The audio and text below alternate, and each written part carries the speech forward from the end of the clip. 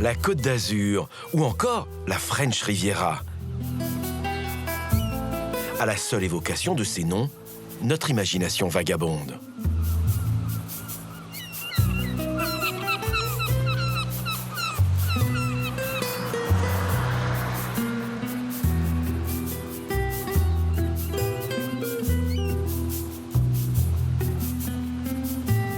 Lieu de villégiature pour nantis ou petit paradis pour retraités, les Alpes-Maritimes, c'est aussi l'arrière-pays et des parfums de lavande, de Provence. Le département recèle bien des trésors. Un Eldorado où l'on pourrait se croire à l'abri. Pourtant, 80% du territoire est soumis à des aléas naturels ou climatiques. Cette terre, où vivent plus d'1 million de personnes, est instable. Octobre 2015. Le déluge s'abat sur la plupart des villes du bord de mer. C'était une nuit d'horreur. Je devrais pas être là pour en parler. Des lieux parfaitement sûrs deviennent vulnérables. Qui va nous acheter une maison qui se trouve en zone inondable? On vous l'achètera, mais une bouchée de pain. Inondations, séismes et glissements de terrain, la situation s'affole là où l'État n'a pas d'autre choix que d'exproprier. Je ne me vois pas partir. La ville de Vence et ses alentours ne sont pas les seuls à être frappés par ce fléau, attisé par le changement climatique en cours.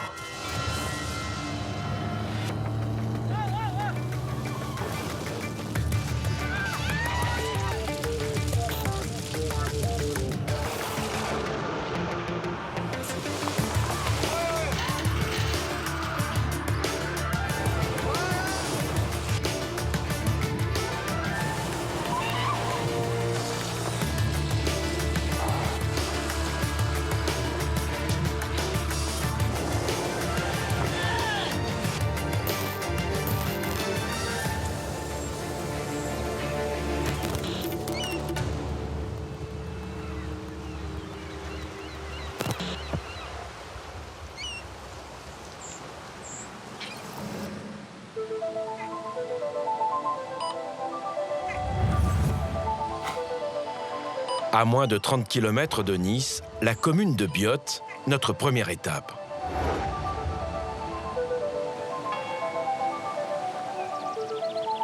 C'est l'un des nombreux villages perchés et fortifiés du littoral méditerranéen. L'ancien fief des Templiers, puis des Chevaliers de Malte. Maison rempart, porte médiévale, Biot paraît bien protégée. Mais en contrebas, c'est une toute autre histoire.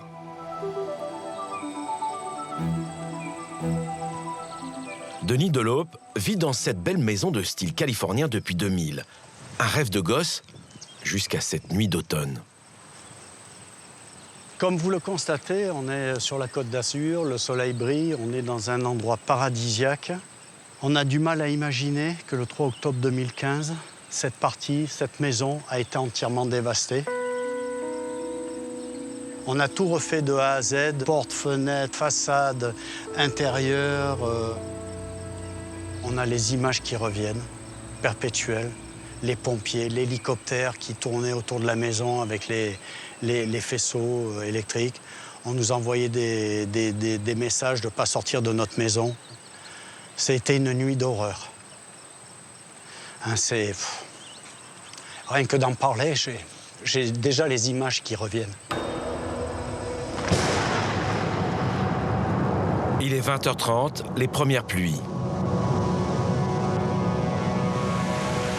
Les cours d'eau se gonflent, l'eau emporte tout sur son passage.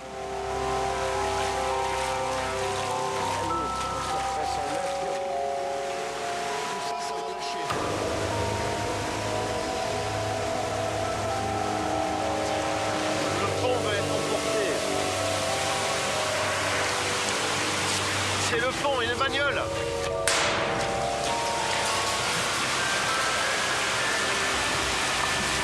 Partout, les rivières débordent. Les services de secours sont dépassés.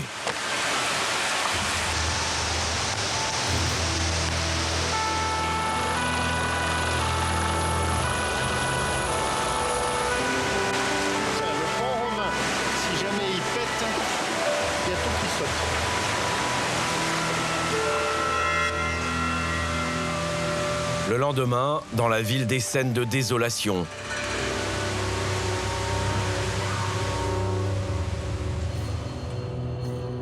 La ville n'avait jamais connu une telle catastrophe.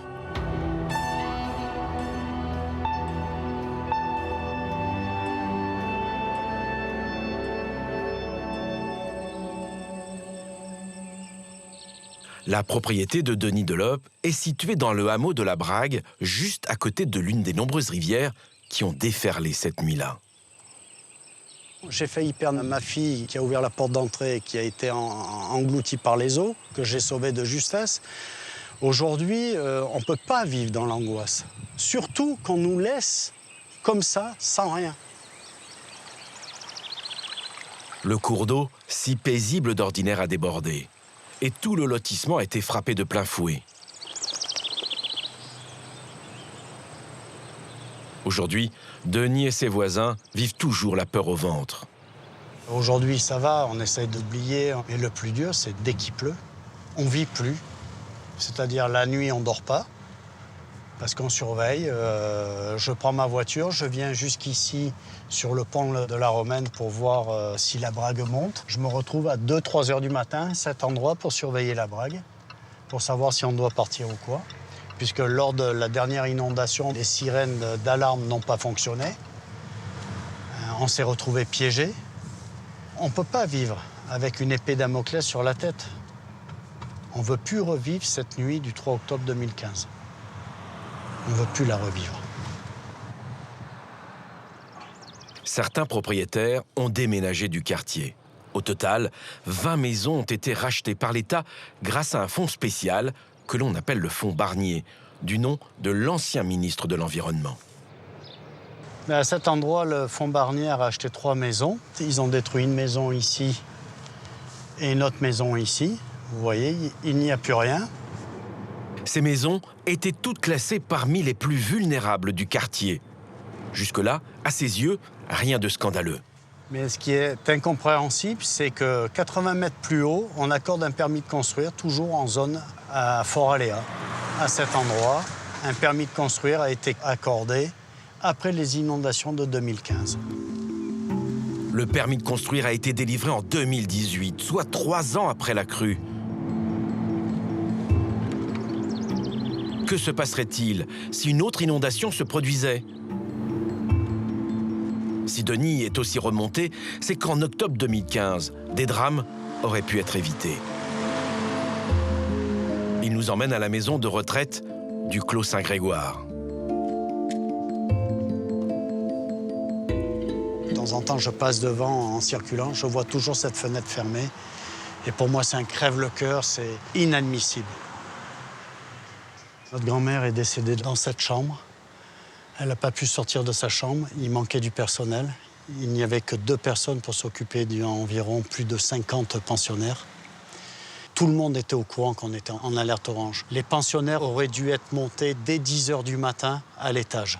L'eau est montée tellement vite mais que malheureusement, ces derniers instants ont été ici dans cette chambre. 2 autres pensionnaires meurent aussi cette nuit-là. Pourquoi une telle tragédie alors que depuis 1993, le rez-de-chaussée de cette maison de retraite était régulièrement inondé ? En 2005, 6 personnes avaient même déjà failli perdre la vie. Aujourd'hui, les pensionnaires ont été transférés ailleurs, à l'abri. La direction, elle, refuse de répondre à nos questions. Quant au maire de Biot, elle a été mise en examen pour homicide involontaire, pour violation délibérée d'une obligation de sécurité et de prudence. On se demande si des pertes humaines ont une valeur à la vue de nos technocrates et de nos dirigeants politiques. 21 morts, 600 millions d'euros de dégâts. C'est le bilan du déluge qui a ravagé les Alpes-Maritimes cette nuit du 3 octobre 2015. Biot, Cannes, Villeneuve-Loubet, Antibes, Mandelieu-la-Napoule, Valoris. Des communes dévastées, des quartiers détruits, des familles désemparées. Et des entreprises qui ont mis des mois à se relancer. Au pied de la cité historique de Biot et juste à côté de la maison de retraite, l'une des fabriques de verre soufflé qui font la notoriété de la commune. Le 3 octobre 2015, toutes ces étagères que vous voyez étaient collées contre la baie vitrée qui était fermée là-bas. Dans le magasin ici, l'eau est montée à ce niveau-là et a continué son chemin et a dévalé jusque dans notre atelier de production. C'est la première fois qu'il y avait une vague qui détruisait la verrerie. On a déjà eu des petites inondations en 2005, mais c'est la première fois qu'on a des dommages aussi graves. En 2005, on a mis une demi-journée pour s'en remettre. En 2015, il nous a fallu 9 mois.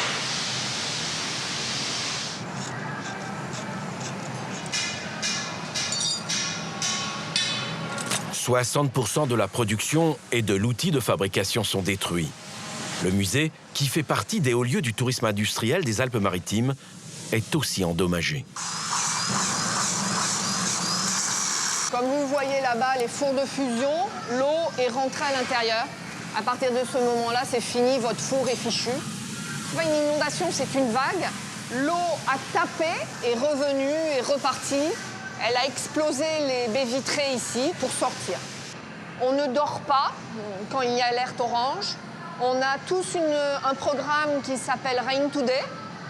On regarde les nuages, où est-ce qu'ils vont, parce qu'à aujourd'hui, aucun travail n'a été fait. Et c'est bien là où le bât blesse pour tous les sinistrés que nous avons rencontrés lors de cette enquête. Anne nous emmène ici à l'endroit où la vague est née. Un mini tsunami qui s'est propagé ensuite sur des kilomètres et jusqu'à la mer. Le vallon des Combes que vous voyez ici, vide, puisque c'est un vallon sec, c'est très vite rempli, a très vite été bouché par un embâcle, un bouchon qui était une voiture ici en plein milieu du vallon, qui a fait que l'eau est partie sur les côtés. Et puis avec la pression des bassins de rétention qu'on lâchait en amont, cette pression a fait que le bouchon que faisait la voiture a totalement explosé et a fait une vague énorme de 2 mètres à peu près qui est venue détruire tout sur son passage. Donc aujourd'hui, nous, ce que l'on demande, c'est que des travaux soient faits, l'entretien soit bien fait, et puis des préventions. Anne Lechazinski et d'autres sinistrés de la commune ont créé une association pour plaider leur cause. Merci, bonsoir à tous. Ce soir-là, Cyril Marot, du tout nouveau syndicat de gestion des cours d'eau du département, vient répondre aux questions et aux inquiétudes des propriétaires.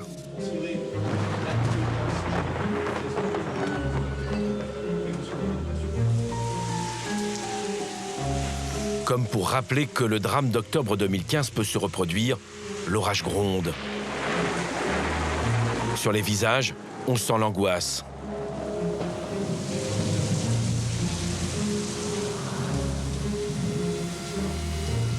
Cyril Marot ne tourne pas autour du pot. Il est franc, direct, et ça fait mal. Je vous le dis, clairement. Voilà, on ne peut pas protéger votre territoire à la crue que vous avez subie au mois d'octobre 2015. Clairement, on ne pourra pas réaliser des ouvrages qui vous protégeront à ce niveau de crue-là. Ça, c'est impossible. Comment se fait ce choix? Sur quelle étude? Donc, vous l'avez étudié et chiffré? Non, ça n'a pas été étudié ni chiffré, mais on sait pertinemment que c'est impossible à réaliser par rapport aux contraintes que vous avez, aux travaux qui ont été faits, aux aménagements qui ont été réalisés, c'est impossible. Il y a tout simplement une problématique financière, je vous dis les choses clairement. Actuellement, tous ces travaux-là sont financés au travers du fonds Barnier. Le fonds Barnier, ce n'est ni plus ni moins qu'un financement à partir des primes d'assurance. Donc c'est tout un chacun qui finance ce fonds Barnier. Et comme on a des événements de plus en plus récurrents et qui mobilisent de plus en plus de moyens financiers, à un moment donné, on a une problématique tout simplement financière par rapport à ça. C'est pour ça que... Difficile à encaisser pour Anne, Denis et tous ceux qui n'ont pas d'autre choix que de rester vivre dans des zones désormais classées en zone rouge, zone vulnérable.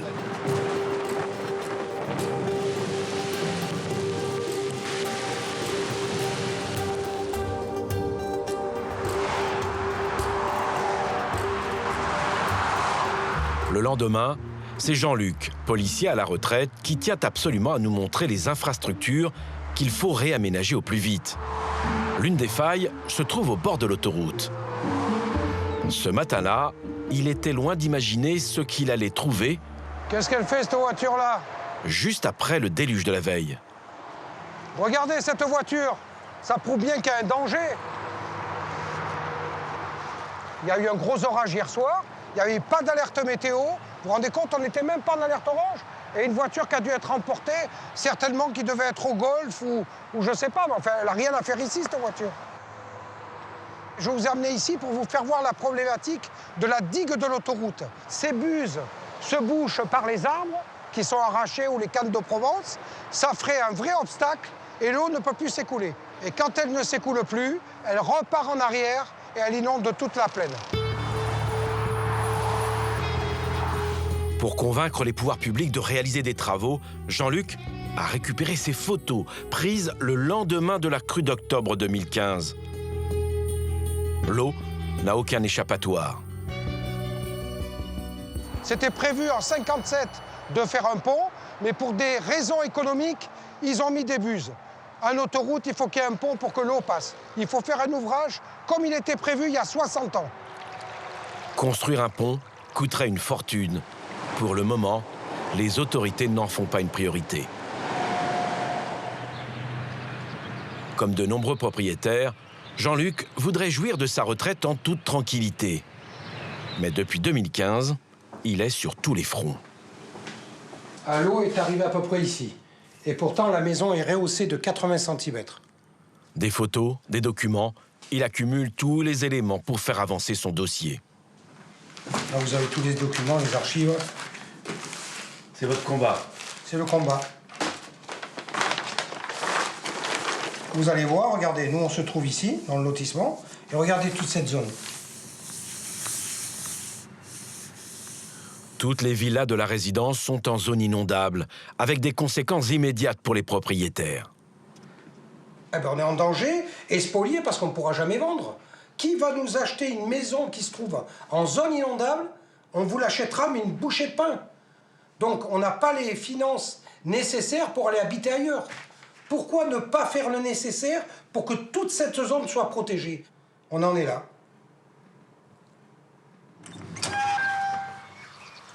Dans son lotissement, l'État a déjà exproprié 5 familles. Elles ont toutes été indemnisées à la valeur du bien avant qu'il ne soit placé en zone rouge. Alors celle-ci, cette maison et cette maison qui est là vont être détruites. Les propriétaires vont être indemnisés par le fonds de Barnier. Et elles vont être détruites très rapidement. Voilà, vous voyez là, c'est une maison qui a été en cours de destruction. Ça a été racheté, le propriétaire a été indemnisé par la loi Barnier. Et voilà, et là, ils vont commencer à la détruire. Il n'y a pas d'étage, donc il n'y a pas de zone de protection. Donc vous comprenez bien que des gens ne peuvent pas rester là. Hein. Ouais, regardez, ça fait mal au cœur de voir une maison dans un état comme ça. Je me mettrais à leur place, ce serait pareil. Hein. Quand vous prenez des hauteurs d'eau comme ça, c'est votre vie que vous risquez. Mais après, les autres maisons à étage, pourquoi on ne fait pas le nécessaire pour protéger les populations? Voilà, on reste en danger et aucun travaux n'est voté. C'est ce qui est plus grave.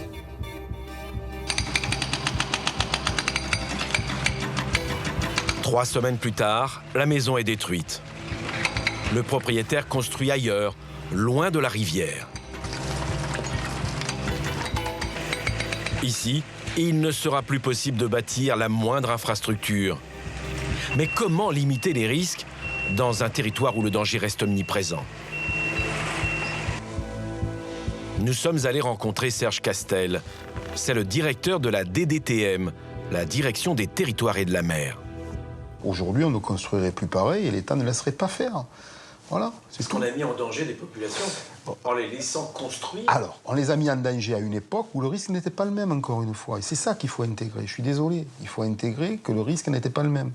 Quand vous comparez une crue de 1872 sur la Brague à celle d'aujourd'hui, c'est pas du tout la même. Il y avait personne à l'époque. Oui, mais c'est pas que ça. Le lit n'était pas le même. Et bon, voilà, c'était pas la même inondation, c'était pas le même phénomène. Dire que demain, il y a 1 million d'habitants dans les Alpes-Maritimes sur le littoral, on va tout prendre d'un bulle, on va les raser, c'est facile à dire, c'est plus difficile à faire. Par contre, dire comment on va accompagner pour qu'on repense l'urbanisation, on redensifie à certains endroits pour dédensifier ailleurs, pour laisser des espaces, ça ne va pas se faire en 3 ans, en 4 ans, ça peut se faire en 20 ans. Mais c'est une obligation, on en est tous convaincus là-dessus. Mais aujourd'hui, les populations qui vivent dans les zones les plus vulnérables veulent des réponses plus immédiates à leurs craintes. Pour elles, impossible d'oublier cette funeste nuit d'octobre 2015. À Mandelieu-la-Napoule, la vie a pourtant repris son cours. La rivière, le Riou, longe en toute quiétude la résidence du Cap-Vert. Plus aucune trace du drame n'est visible. Les stigmates sont hélas toujours présents dans les mots des victimes. Ginette Denis est à la retraite. En aménageant ici, jamais elle n'aurait imaginé vivre un tel cauchemar. Regardez comme c'est beau. La colline s'en perd. Il y a le Riou qui y passe. Ici, il y a eu des incendies dramatiques en 2007. Et puis quelquefois, on a des petits tremblements de terre qui nous font peur. Et en 2015, nous avons eu les terribles inondations, le 3 octobre 2015. C'est beau, c'est dangereux, mais on est bien ici. On est heureux de vivre ici. Notre résidence, elle est belle, elle est fleurie, il y a des palmiers. C'est presque le paradis.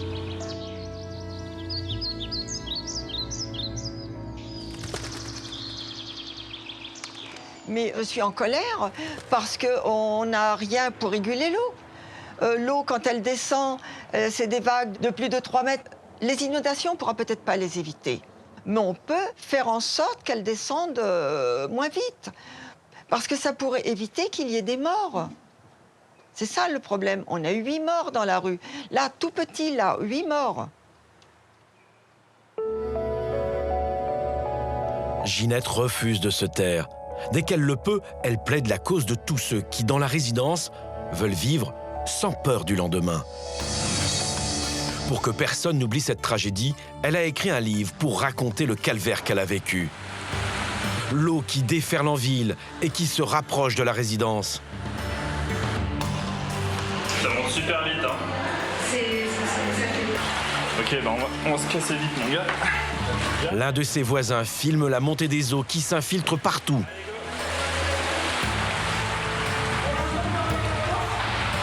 Dans les appartements du rez-de-chaussée, puis dans les escaliers. Les portes du sous-sol sont fermées.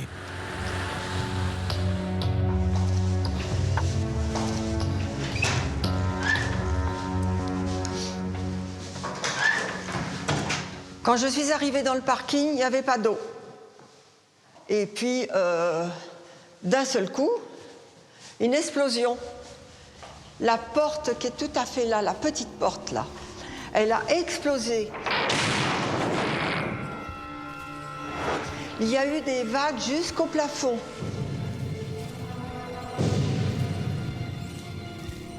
Je suis rentrée dans ma voiture et alors là, j'ai foncé à travers l'eau qui descendait.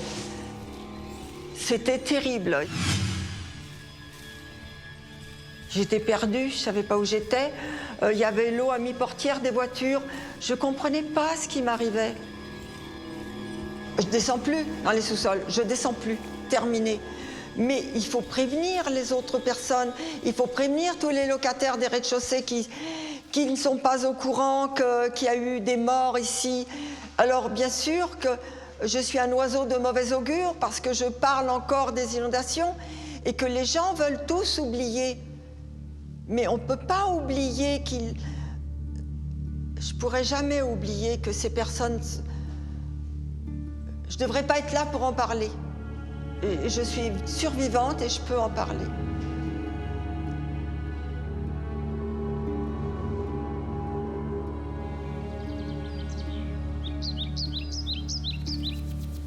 Dans la résidence voisine, le même désarroi.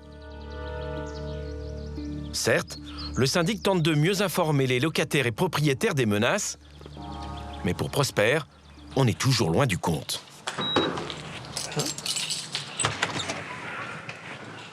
Donc moi j'habite ici. Alors le panneau, en cas d'inondation, ne pas descendre dans les garages, monter dans les étages. Alors l'eau est montée jusqu'à hauteur du plan de travail. Donc tout le bas de la cuisine a été refait. Et en cas d'alerte, vous faites comment? Je vous fais voir. Voilà, on a acheté la station météo pour être au courant d'un peu de ce qui peut se passer dans la journée ou même 4-5 jours après. Si on a une alerte, la mairie nous envoie un SMS sur mon portable. Nous avons, pour la nuit, une torche. Et tous les 2 heures, on regarde si l'eau monte ou pas. Vous avez peur la nuit? Oui. De toute façon, je vous dis, tous ceux qui sont en rez-de-jardin ont peur maintenant. Donc, Et la mairie vous informe des risques ici? Oui, elle nous a informés. Enfin, on a reçu ce petit livre il y a quelques jours qui nous donne toutes les informations sur tous les risques qu'il pourrait y avoir. Les inondations, submersion marine, parce que ça peut arriver aussi. Les tempêtes qu'on a eues il n'y a pas tellement longtemps. Vous voyez, C'est dangereux de vivre ici, finalement. Ici ou ailleurs, alors on ne sait plus où aller. De toute façon, alors après, à part sur une île déserte, peut-être, et encore. Mais bon, on fait avec. Prosper et Annie ne comptent plus que sur eux-mêmes. Nous avons changé la baie vitrée. Maintenant, c'est plus épais, plus renforcé. Plus efficace, à votre avis? Plus efficace, on l'espère.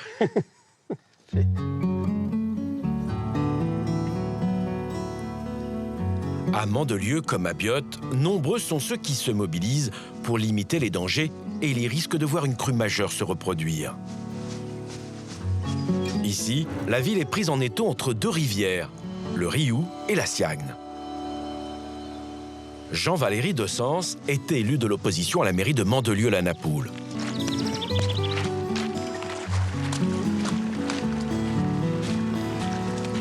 Plusieurs fois par semaine, il fait son footing le long des cours d'eau. Il regarde, scrute et cherche le moindre indice qui pourrait montrer que la ville n'est toujours pas à l'abri d'une catastrophe. Et juste en face de nous se trouve ce qu'on appelle un embâcle, c'est-à-dire une accumulation de troncs d'arbres, de branches et de déchets, derrière lesquels vont s'accumuler énormément de quantité d'eau lorsqu'il y aura un orage. Et au moment où cela va céder, cette eau va partir comme une grande vague. Et c'est ces vagues-là que notamment Ginette a pu vous décrire en 2015 lorsque sa résidence a été terriblement inondée. Voilà, on réalise vraiment quelle peut être la puissance de la rivière. Lors de la dernière crue le mois dernier, elle est montée à plus de 3 mètres de haut et a rongé la rive.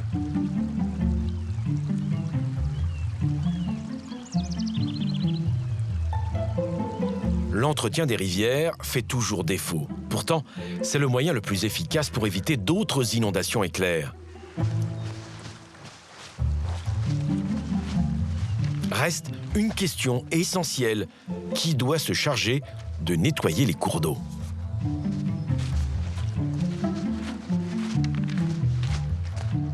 Voilà, ça c'est un embâcle en formation où commencent à s'accumuler quelques troncs d'arbres et quelques branches. Et au fur et à mesure des crues, on va le voir grossir et prendre une ampleur phénoménale. La grosse difficulté, c'est que la majorité de ces obstacles sont sur des terrains privés et les personnes qui sont propriétaires de ces terrains n'ont généralement pas les moyens pour les entretenir. Alors on peut les forcer à faire l'entretien grâce à des dossiers qui ont été créés par les communautés d'agglomération. Mais le problème, c'est que même si la communauté d'agglomération s'occupe de nettoyer le lit des rivières, après elle va le refacturer à ses propriétaires qui de toute façon n'ont pas les moyens de payer. Pour la majorité des communes frappées par la crue d'octobre 2015, c'est l'impasse. Et pour Jean-Valéry de Sens, dans ces conditions, il n'est plus possible de vivre en toute sécurité dans les zones les plus vulnérables du département. À moins que l'État ne décide d'assumer la facture. Mais pour le moment, il n'en est pas question.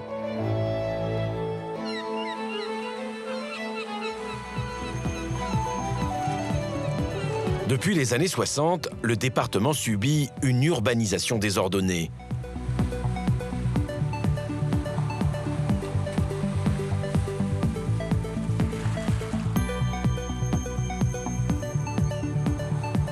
Un survol de la région montre que la pression foncière est très forte. L'une des plus denses de France. Il faut dire que la quasi-totalité de la population réside dans la frange littorale. peu d'espace pour de nouvelles constructions. En revanche, l'arrière-pays, lui, est quasi désert. 15 000 habitants pour un tiers du territoire. Pas difficile alors d'imaginer que les promoteurs immobiliers profitent de chaque mètre carré constructible sur la côte, en oubliant parfois qu'une zone peut très vite devenir vulnérable. C'est le cas ici, à Cagnes-sur-Mer. Très bel endroit, bien bucolique, des endroits où on aime se promener. Sur une petite rivière, là, en milieu un peu urbain quand même, parce que regardez un peu ce qu'il y a autour. Inauguré le 21 octobre 2015, le centre commercial Polygone Riviera avait été inondé avant même son ouverture officielle. Un avertissement ? Sûrement. Mais comment passer outre 350 millions d'euros d'investissement ? En période de crue, cette rivière peut devenir un véritable torrent avec un très gros débit. Ici, l'eau peut monter très rapidement et on peut avoir tout de suite de l'eau dans les parkings. En octobre 2015, puis en juin 2016, les parkings sont inondés. Imaginez qu'un jour, ici, il y ait une crue subite, en pleine journée, un week-end. Des gens pris par la panique iraient peut-être rechercher leur voiture et on risque d'avoir des drames. C'est la course au profit, c'est la course à l'occupation de l'espace, parce qu'il n'y en a plus beaucoup. Donc, on va maintenant chercher les derniers espaces disponibles. Ça peut être dangereux, parce que imaginez ce qui s'est passé en 2015. Pourquoi il y a eu des noyés à un moment donné? Parce que les gens sont allés rechercher leur voiture dans le parking. Et la vague de submersion est arrivée à ce moment-là. Ils se sont fait bloquer dans le parking. Le centre commercial, c'est près de 180 enseignes et 1500 emplois créés. Une aubaine pour les élus locaux qui, avec la pression climatique, ont de moins en moins de terrain pour se développer. Dilemme cornélien. Comment relancer l'activité économique dans un territoire où les fléaux sont multiples et de plus en plus violents? L'urbaniste, Fabrice de Coupigny, nous emmène dans l'un des lieux qui va connaître un essor considérable à l'horizon 2050.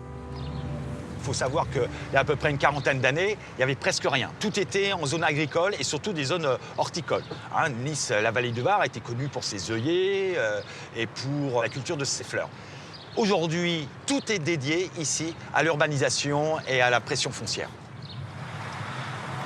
Idéalement située entre mer et montagne et au cœur de la métropole niçoise, la région est l'objet de toutes les convoitises. Mais bientôt, la plaine du Var n'aura plus de plaine que le nom.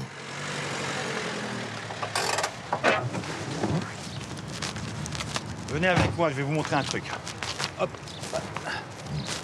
Alors voici le Var. On est sur la digue et là vous avez le lit du Var.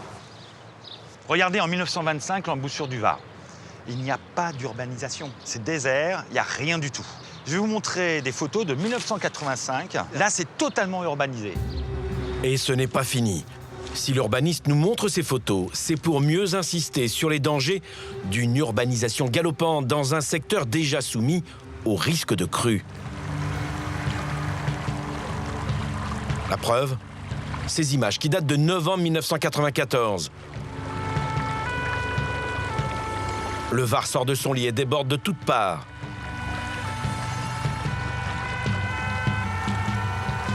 À l'époque, la presse parle déjà d'inondations historiques. Ici, il y aura bientôt un centre d'affaires international, des logements sociaux, des écoquartiers. L'opération immobilière vise à redynamiser la métropole. Une Silicon Valley à la française, rivale de Sophia Antipolis.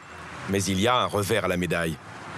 Si vous mettez des immeubles un peu partout, s'il y a une inondation, il y aura des courants de crue beaucoup plus importants parce que l'eau va contourner ces immeubles et on risque d'avoir des drames. Aujourd'hui, on joue avec la sécurité de certains citoyens qui habitent la plaine du Var, oui.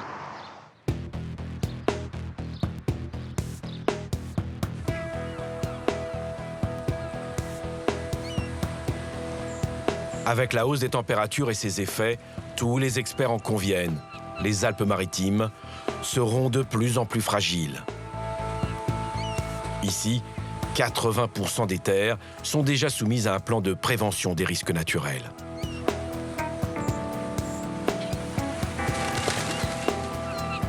À l'ouest du département, d'autres menaces, des risques de glissement de terrain qui seront plus nombreux au fil des années. Nous sommes sur les hauteurs de Grasse, juste au-dessus de la route Napoléon. Depuis 2008, Thomas Lebourg ausculte les zones les plus sensibles de la région. Il est chercheur et géologue à l'université de Sophia Antipolis. Alors là, on est sur le chemin du Foulon. Donc voilà, c'est une zone qui est soumise aux chutes de pierre avec un dénivelé très important. Donc on va braver le danger et aller vers ces crevasses, failles en montagne.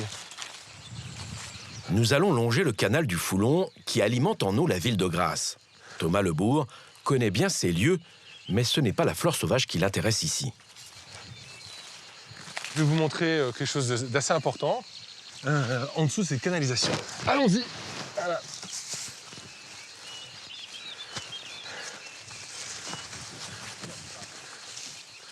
Bon, c'est assez instable. Hein. Ah, c'est dangereux quand même là. C'est dangereux si on tombe dedans. Donc là, on est sur le compartiment qui bouge. Donc le morceau qui est en train de partir, là, je vais aller voir vite fait si.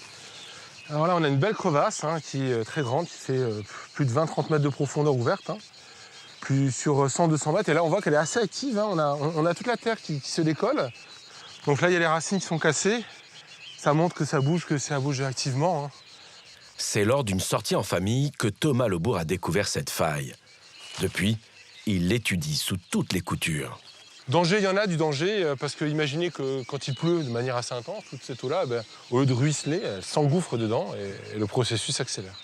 C'est pour ça qu'on a mis des capteurs. Ces capteurs permettent de connaître la dilatation. Et si le capteur casse, eh bien là, il y a un système d'alerte qui est mis en place au niveau de la mairie. Hein. Aujourd'hui, c'est la route Napoléon, située juste en dessous, qui est menacée.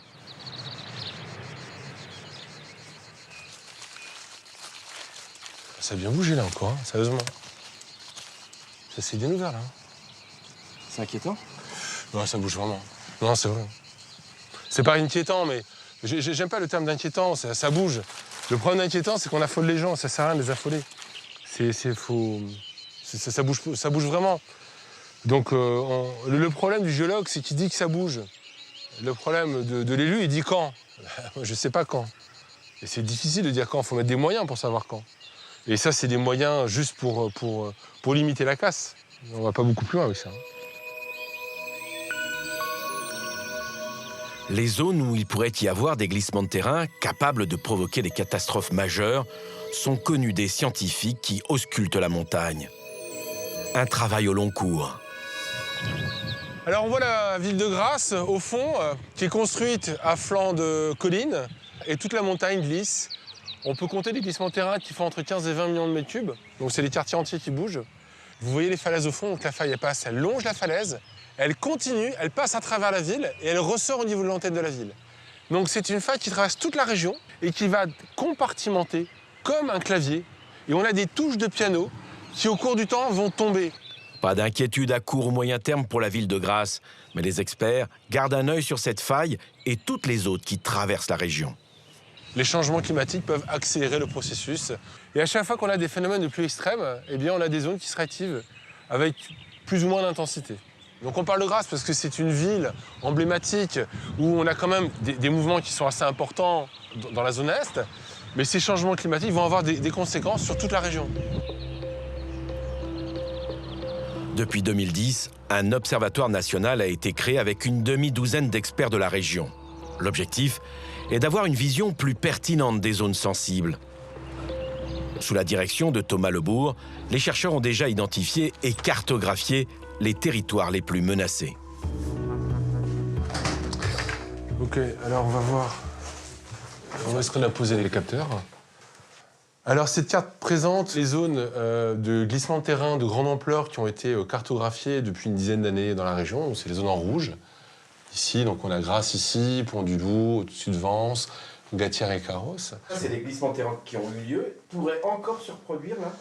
Ils peuvent se réactiver, tout à fait, assez rapidement d'ailleurs, parce qu'ils sont déjà fragiles.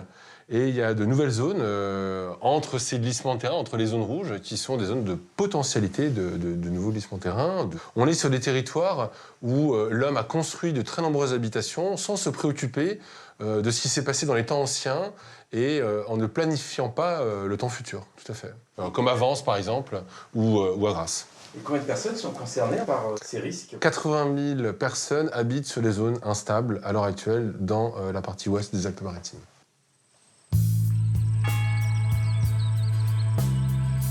Certaines zones sont plus sensibles que d'autres.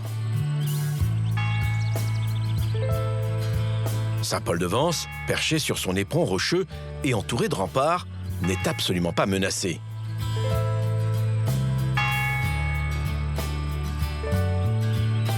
Si ce village médiéval de 300 habitants est épargné, ce n'est pas le cas de ses voisins. À quelques kilomètres de là, le Pras-Julian, situé sur la commune de Vence. Une résidence avec 35 villas sur 6 hectares. Un havre de pêche jusqu'à la décision de l'État d'exproprier tous les habitants. Jackie Cavalin a vécu une grande partie de sa vie dans cette maison familiale. Il refuse de partir.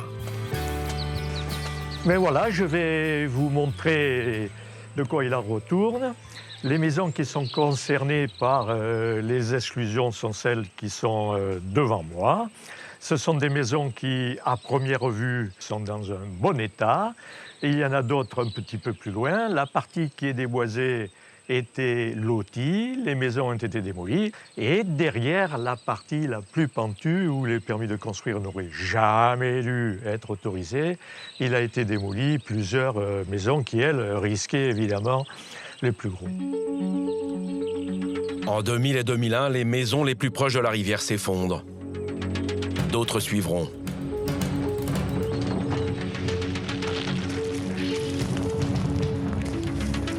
Voici les images prises au lendemain du glissement de terrain.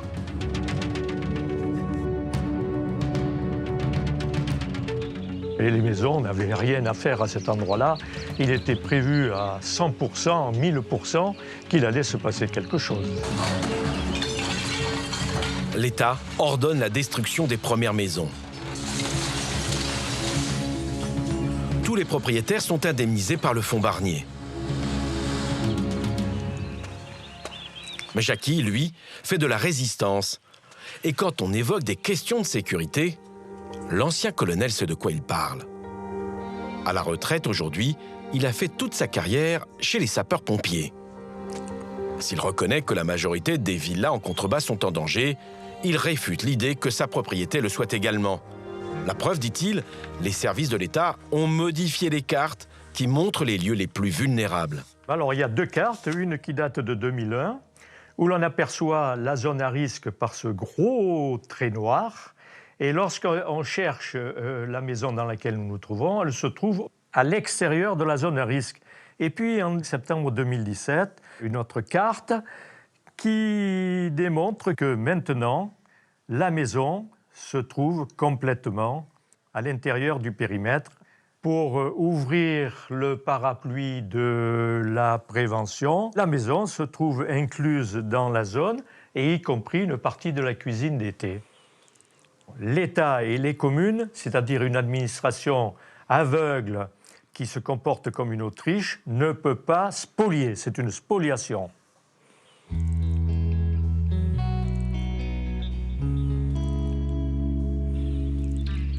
Ça remue des choses difficiles.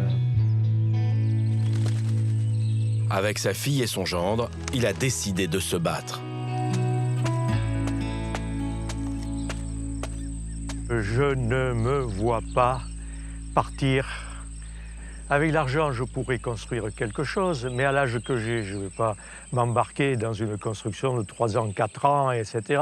Donc, pour mon cœur et pour ma femme, j'aimerais que ça se passe pour le mieux.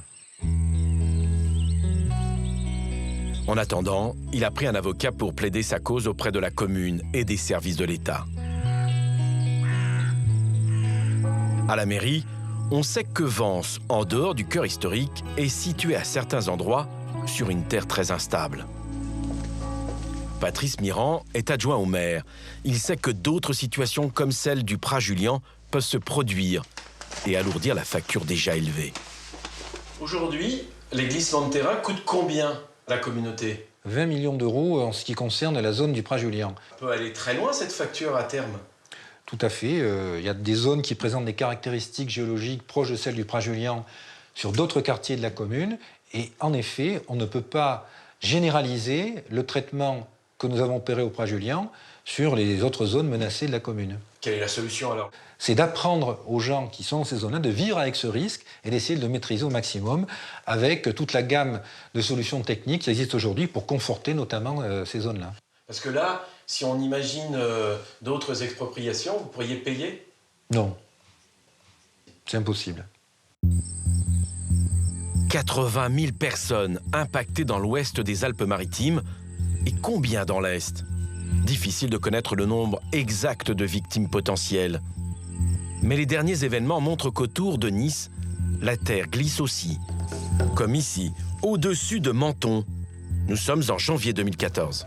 Si la pluie s'est enfin arrêtée ce matin, les ennuis ne sont pas terminés pour les habitants du Haut-Pays mentonnais qui se retrouvent encerclés par les coulées de boue.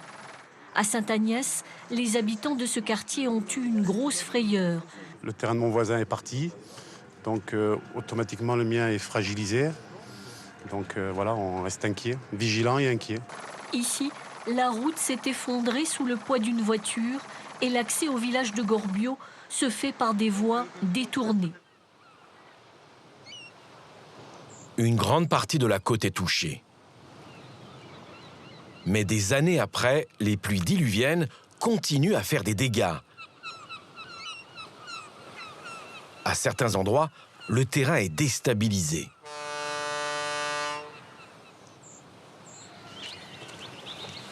Nous retrouvons le géologue Thomas Lebourg à la Turbie.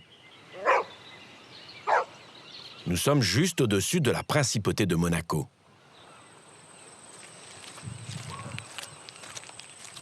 Alors vous allez voir à quel point le terrain est mouvant. Donc là, il y a une barrière pour protéger de la circulation.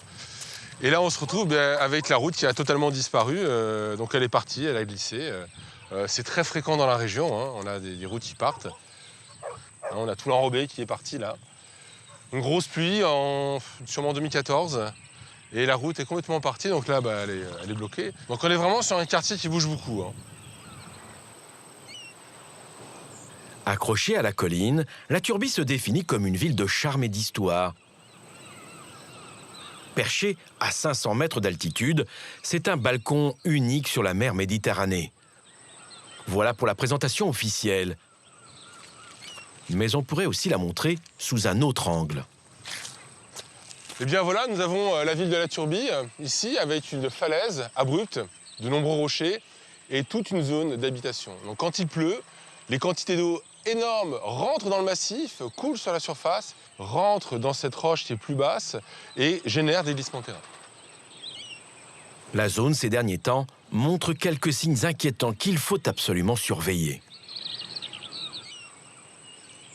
Alors là, on peut voir sur la route les effets du glissement de terrain, avec des fissures qui s'ouvrent, qu'on va retrouver sur l'ensemble de la route. Et là, des crevasses dans lesquelles on peut passer la main complètement à l'intérieur. Ces crevasses-là, elles ont moins d'1 an, elles ont entre 1 an ou 2 ans. Hein.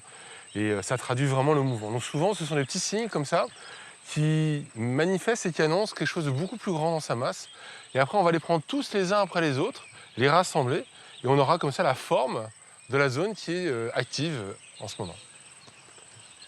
Donc là, on va continuer le long de ce petit chemin et on continue à voir ces fissures, ces crevasses qui traduisent le mouvement d'ensemble du versant.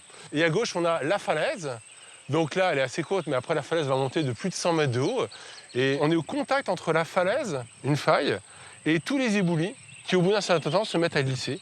Parce que l'homme a aménagé, parce qu'il y a de l'eau qui ressort, et il y a la conjugaison entre ces différents facteurs, qui fait que ça devient instable, tout simplement.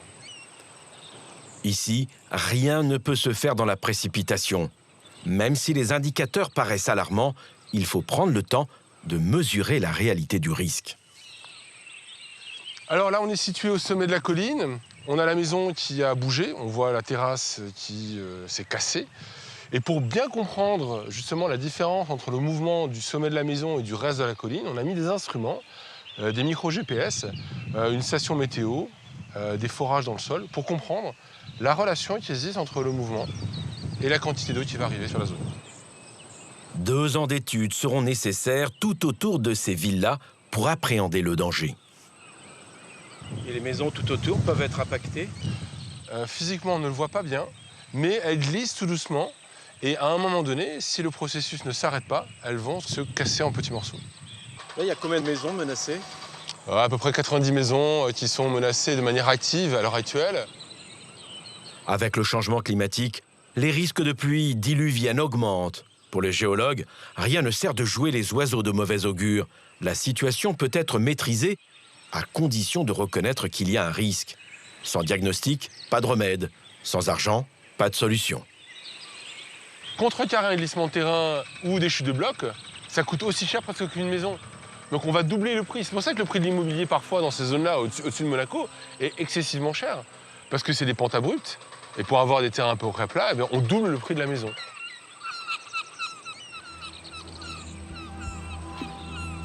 L'urgence climatique rappelle à tous qu'il y a un prix à payer quand on défie les lois de la nature. Dans les Alpes-Maritimes, plus question de construire n'importe où et n'importe comment. Les excès des années 80 et 90 appartiennent au passé. Le bouleversement du climat en cours, un mal pour un bien peut-être, à condition de ne pas continuer à braver la nature.